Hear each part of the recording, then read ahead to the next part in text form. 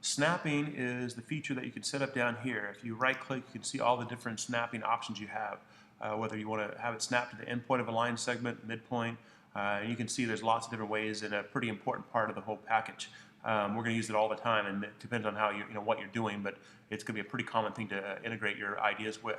So we're going to use it with the line tool real fast, and then show you with that turned on. I'm going to turn off polar tracking and make sure object snaps are on.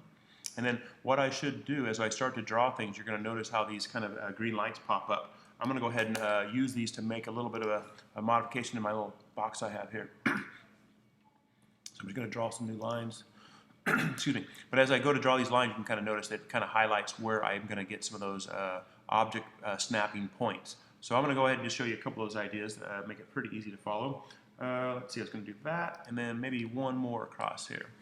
So let's see another one. But you can kind of see whenever I'm close to one of those object snapping points, it's going to jump to that spot and then allow me to go ahead and use it. But it's much more accurate than trying to always use the dimensions and make sure your lines are connected, and it's really the way to go.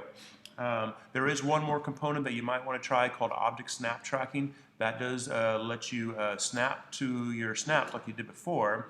So let me try it again. But it will only let you kind of keep it'll snap to that particular line segment or whatever object. If you've snapped to it, it's going to track along that line. So if you're measuring out, and you can use polar tracking as well, but this is a pretty good route to go. It'll snap to one of those things you found, and then it's going to make that line. Say I wanted to make a line, say 2 inches on this one.